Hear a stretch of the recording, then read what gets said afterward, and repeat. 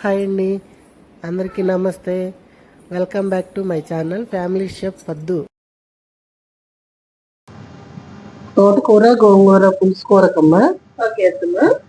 ఒక కట్ట తోటకూర, ఒక కట్ట గోంగూర రెండు సమానంగా తీసుకున్నాను.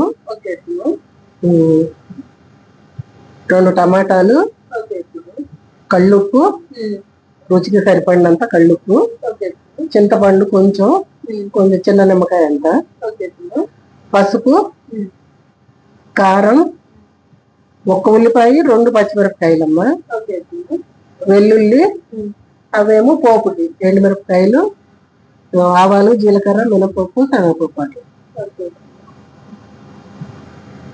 ఫస్ట్ గోంగూరని కడిగి పెట్టానమ్మా. దీన్ని కట్ చేయాల్సిన పని లేదు, ఇది డైరెక్ట్ ఇలా వేసేసుకోవట్లేను. తోటకూరని మాత్రం కొంచెం కట్ చేసుకొని వేసుకోవాలి.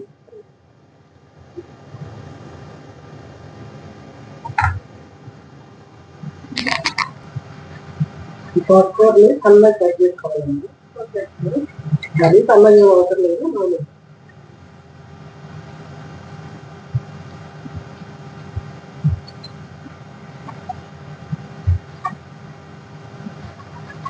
గోంగూర త్వరగా మగ్గిపోతుంది కాబట్టి కట్ చేయాల్సిన పని లేదు. తోటకూర అయితే అలా అందుకని దీన్ని కట్ చేసుకోవాలి.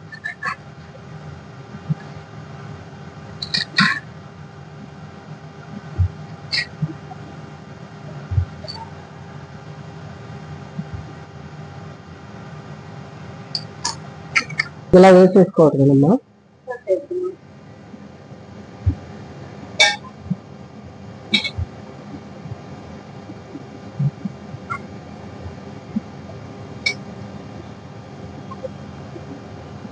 ఇప్పుడు టమాటాలు పోసుకుందాం.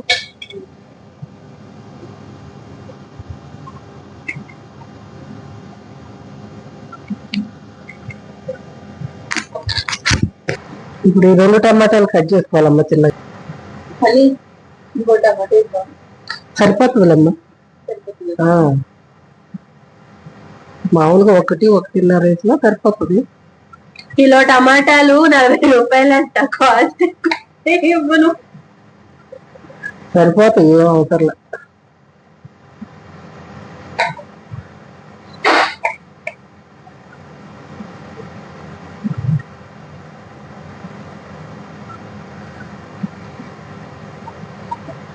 దీనికి మరీ సన్నగా ఏం కట్ చేయాల్సిన పని లేదమ్మా, ఎందుకంటే మళ్ళీ తర్వాత ఎదిపేస్తాము పప్పు గుర్తుతో ఉడికేస్తాం.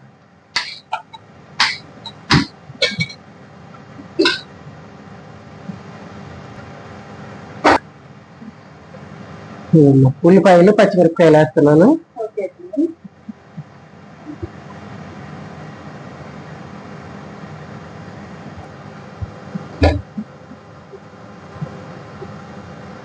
ఉప్పు అమ్మ, కళ్ళుప్పు, పసుపు, 1 సగం స్పూన్ పసుపు, చింతపండు. చాలా ఈజీ రెసిపీ అమ్మ, త్వరగా అయిపోద్ది. కారం 1 స్పూన్ వేసాను. ఇప్పుడు దీనిలో 1.5 గ్లాసు 2 గ్లాసులు అట్లా నీళ్లు పోసుకొని ఉడకబెట్టుకోవాలి. నీళ్లు పోసి స్టవ్ మీద పెడదాం.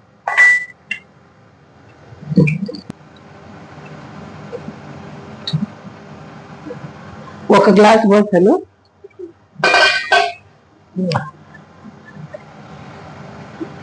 సరిపోతాయమ్మా.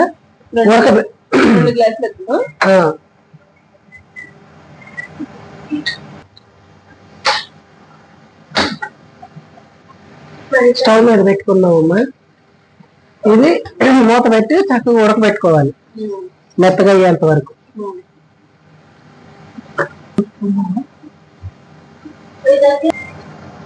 ఇప్పుడు మూత పెట్టుకున్నాం,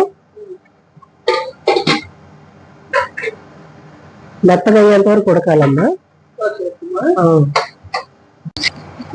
ఒకసారి మూత తీసి చూసుకున్నామమ్మా, కలుపుదాం.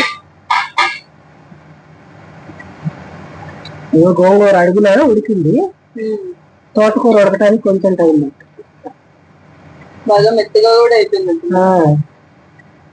ఉడికిపోయింది. తోటకూర ఉడకాలమ్మ ఇంకా. అది ఉడికిన తర్వాత మళ్ళీ చూపిద్దాం. కొద్దిగా చేపెట్టి కలుపు.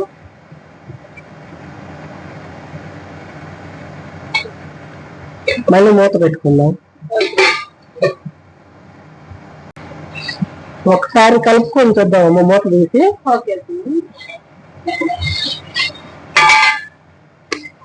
కాసేపటికి ఒకసారి ఇలా కలుపుకుంటూ ఉండాలి, లేదంటే మళ్ళీ అడుగు పట్టేస్తుంది.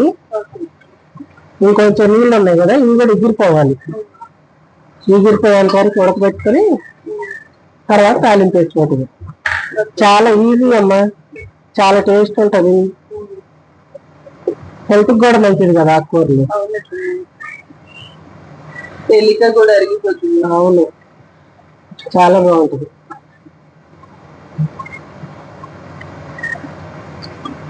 ఇంకొంచెం సేపు ఉడకబెట్టుకుందాం. మూత పెడతాను.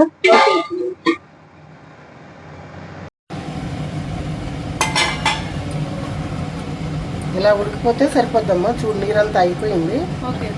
నేను ఇప్పుడు పప్పు గుత్తితోటి మెదిపేసి తాలింపు వేసుకుందాం. చూపిస్తాను.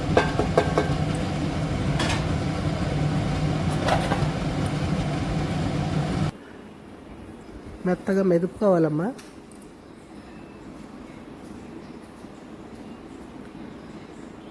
చక్కగా ఉడికిపోయింది. ఆకుకూర అంటే ఇష్టం లేని వాళ్ళు కూడా హ్యాపీగా తినేస్తారు. నాన్ వెజ్ తినేవాళ్ళు అయితే ఒక ఆమ్లెట్ వేసుకుంటే సరిపోతుంది. నాన్ వెజ్ తినని వాళ్ళు అయితే 2 అప్పడాలు, వడియాలు, ఊరు మిరపకాయలు అట్లా వేసుకొని తినేయచ్చు. పుల్ల పుల్లగా, కారం కారంగా, నోటికి చాలా బాగుంటుందమ్మా. చాలా ఇష్టంగా తింటారు ఆకుకూరలు అంటే ఇష్టం లేని వాళ్ళు కూడా. అన్నం అంతా దీంతో తినేయచ్చు.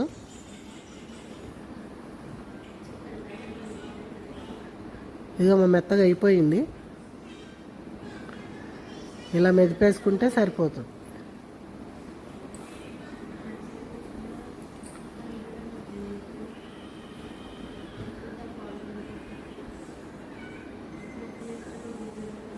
ఇప్పుడు దీనికి తాలింపు పెట్టుకుందాము. తాలింపు పెట్టుకుని ఆయిల్ వేసాను 2 గరిటెలు. ఆకుకూరకి ఎక్కువ అవసరం లేదు, 2 గరిటెలు వేసుకుంటే సరిపోతుంది.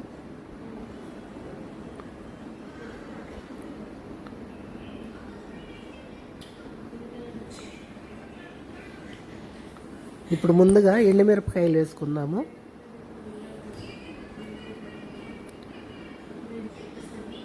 తర్వాత వెల్లుల్లిపాయలు వేసుకుందాం. ఇప్పుడు పోపు దినుసులు, ఇవి కొంచెం వేగిపోయిన తర్వాత పోపు దినుసులు వేసుకోవాలి.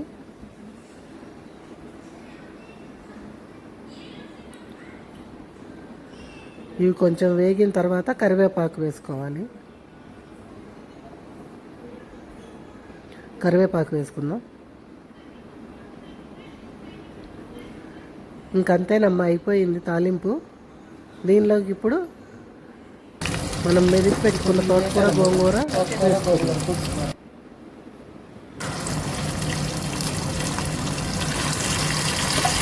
అయిపోయింది. వేసుకొని కలిపేసుకోవడం. టేస్ట్ అయితే చాలా బాగుంది. ఒకసారి కలిపేసుకోవడం. ఎంతో వేసేసుకొని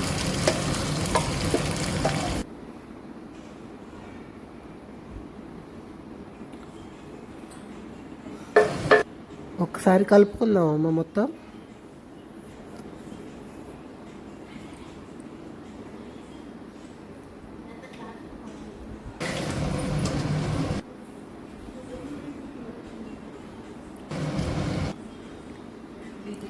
ఇది మొత్తం కలిపేసుకుంటే అయిపోయినట్టే. ఇంకా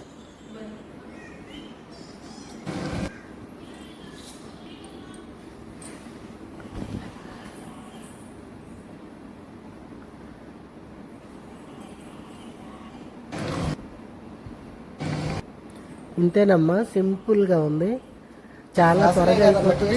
చాలా సింపుల్ రెసిపీ. ఒక్కసారి అన్నీ కలిపేసి పెట్టేస్తే చాలా త్వరగా అయిపోతుంది, వండుకోవటం కూడా చాలా ఈజీ. మంచి స్మెల్ కూడా వస్తుంది అత్తమ్మా. అవునమ్మా, స్మెల్లే కాదు టేస్ట్ కూడా అంతే ఉంటుంది. చేసుకొని చాలా అంటే చాలా బాగుంటుందమ్మా. ఒకసారి మీరు కూడా ట్రై చేయండి. లైక్ చేయండి, షేర్ చేయండి, సబ్స్క్రైబ్ చేయండి. మీకు ఎలా కుదిరిందో కామెంట్ చేసి చెప్పండి. Thank you for watching.